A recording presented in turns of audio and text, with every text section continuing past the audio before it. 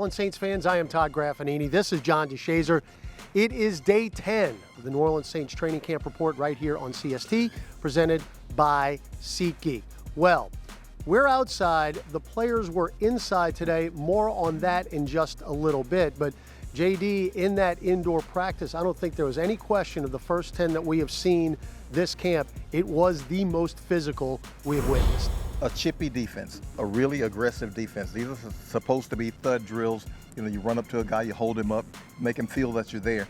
But a lot of guys were on the ground today. And that defense, I think, is just getting anxious to hit someone other than their teammates. Yeah, and thankfully that will be on Saturday when the team travels up to Baltimore to take on the Ravens in the first preseason game. Now, again, we're doing our show outside. Normally, we would be inside after an indoor session.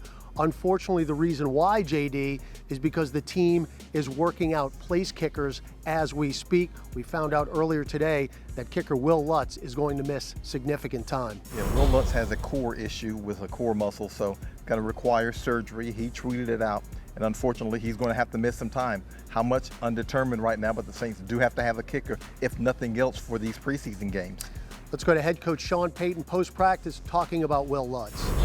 So he started with a core muscle strain, and then last week it progressed some, and so rather than wait, we're going to go ahead and have that done right away.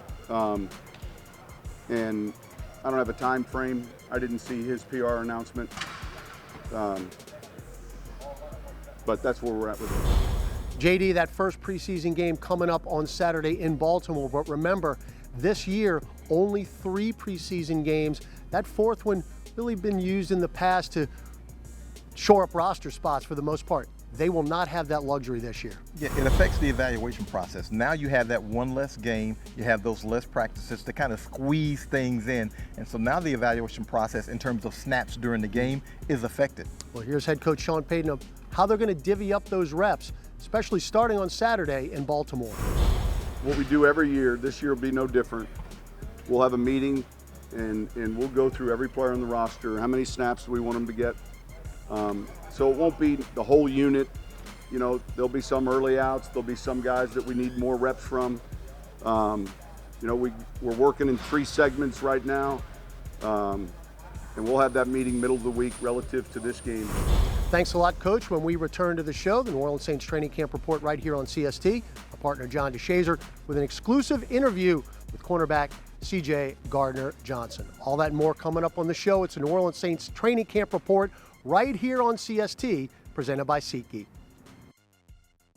Well, welcome back to the show. We are joined by Chauncey Gardner Johnson, CJ GJ, CD Deuce, man of many names and many talents on this Saints defense, safety. And CJ, the first thing we got to ask you is, we know how invested you are in your 7-on-7 team. Mm-hmm. Where did that genesis, where did that begin? I say right around the city of New Orleans, seeing the kids that's not impacted by the high school circuit.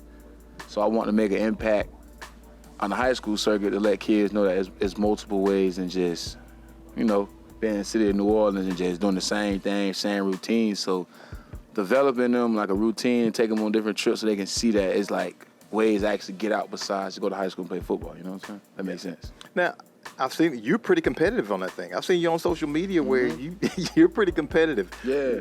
Do you have your kids wired that way too? You got to. Sean got us wired like he wired, so I gotta have the same mentality when I teach them. Cause keep it simple, don't complex them with a lot of things, don't throw too much at them. So I feel like the energy I bring on the field, I'm like, okay, coach let me be who I am, you gotta be who you are, you know, while you're doing what you love. So I think that's what drives them the most, right? Just being who they are. Okay. Are you Coach CD? Are you Coach CJ? Are you They call me Coach CD. Do they? Yeah. That's what you told them? Nah, they do it on their own. I got all my Carver, so my Carver kids started it. George Washington Carver, they green and orange, my Carver kids started it. And ever since then, everybody just flowed in with it. All right, Coach CD. So now, Coach CD, are you the best slot corner in the NFL? I know the answer to this. Yeah. Because I know what. But what's it? I know the answer to this, but why do you say that? Development, playing with like a group that's been together so long. So like Marshawn, Doug, Crawley, P-Rob, add Malcolm is just somebody who's been here. You know, you fit into something that you feel like you playing your role. I'm the best at my role. So I feel like when I go on the field, I gotta do my job, and then everything else just flows. So like, I feel like when I do my job, nobody can stop me, and then nobody can stop us as a whole. So it's just like it makes it hell for everybody. You know, how did you get so good at your job? How did you develop those skills? Listening. I gotta listen. I gotta listen a little bit more. I gotta do a little bit more listening. I gotta do a lot more listening. But you already say you're the best at it now. Yeah. So where did that come from? Because we know you were pretty good at it, you know, coming out of college even, and even as a rookie. Yeah. But now especially it seems like you've made the jump year after year after year. So what do you continue to do to make that jump? Film and understanding the knowledge of the game, because the game slow down once you study it. So I just understand it like, if I put myself in a position where I can't get beat, as in knowing what's happened before it happened, knowing the formation, seeing, trusting what you see. That's what coach always say, trust what you see. So when you trust it and you're confident in what you know and what you see, you go after it. And I think you got to play with that chip on your shoulder. And I think that's what gave me and the guys in the DB room a chip on our shoulder, because we trust what we see. Now, folks, if you saw, as soon as Jack Rabbit got out the door, first thing CD said was, "We good, I'll play the corner." Can you play outside corner?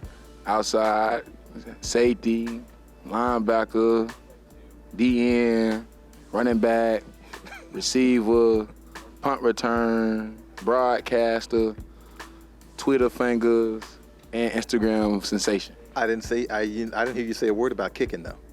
Nah, I'm a shanky. No, you're gonna shank. I'm a shanky. Okay, now you are one of the most beloved teammates I've ever seen in this locker room, probably in the NFL. Mm-hmm. And yet, you know, the people who play against you hate you. What's up, man? What are you doing? All right, so I got this motto. It's like all for one. And we all for one is like, you understand your brother personally, you know? So like, for example, if we was riding the car, I'm not finna send a 12-hour car ride and not talk to you.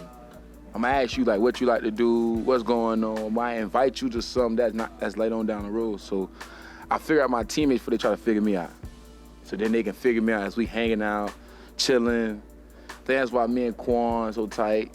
Me and AK pretty tight. It just don't look like everybody, but like the bonds that you build on both sides. To me and T Stead tight. Cam, that's like my dog. That's like big bro when I first got in here. It's just understanding people. It took me some time to understand the NFL, but I don't got time to understand the NFL. I got time to understand my teammates. So I think that's why I'm here still. Yeah, but guys on the other team, they hate you, man. What's? I ain't fighting with them. That's probably why.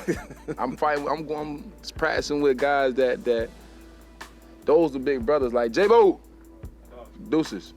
You know, that's my boy. Like, I gotta go to war with him every day. So I'd rather be aggravated to the people that's not going to war with us every day and not understand our pain and why I'm doing what I'm doing. Because in reality, I'm just doing my job. Yeah, that was quarterback Jameis Winston that we were shouting out. Now, one more thing along those lines. Do you do study on people? Do you do research when you're trash talking? Mental study. So this is what you do. So like, I found out what they hate. Like in the game, you just watch it. Like I throw in the game and I just see what receiver doing the most complaining. Or if you like to talk before the game gets started, I let you talk yourself into a hole. You know? I don't like, once you talk yourself into a hole with me, it's over with. I just close the lid. Folks, that's it right there. I don't know how we can close up any better than that. We'll be back in a moment on the CST New Orleans Saints Training Camp Report. Yes, sir. Final segment of the New Orleans Saints Training Camp Report right here on CST. I'm Todd Graffanini. This is John DeShazer. JD, rookie quarterback out of Notre Dame, Ian Book has impressed. In these first 10 practices, he's shown a pretty solid arm. He's been very, very accurate, and it has not gone unnoticed to the coaching staff. You know, early on, you kind of felt sorry for him because, you know, he was working with the third and fourth offense. So you're working with the third and fourth offensive linemen, third and fourth receivers, and so you can't get a real great evaluation on him when he's constantly under duress. But I think he's settled in. Let's hear from head coach Sean Payton on the encouraging signs from Ian Book. I think he's doing well. There's a lot being thrown at him, but he's handling it. I think he's processing the information. He's getting out of the huddle, and I've been encouraged with what he's been able to take and usually it's a lot, when you get to the terminology, but he's handling the installs, and we'll keep working with his development. But yeah, he's made some plays each day, and today was no different.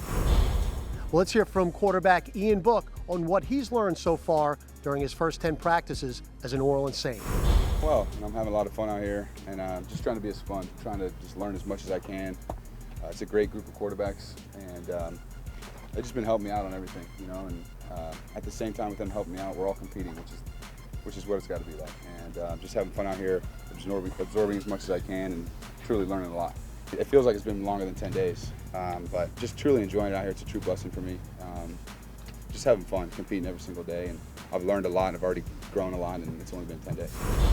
Well, that's all the time we have for this show. We'll be back tomorrow for another edition of the New Orleans Saints Training Camp Report right here on CST. JD, we'll see if we're inside, see if we're outside. Whatever the case may be, we'll be here. Well, it doesn't matter where we are. We're ready for the reps, so we just got to make sure the team is. Thanks for joining us on the show. I'm Todd Graffanini. This is John DeShazer. We'll see you tomorrow right here on the New Orleans Saints Training Camp Report on CST, presented by SeatGeek.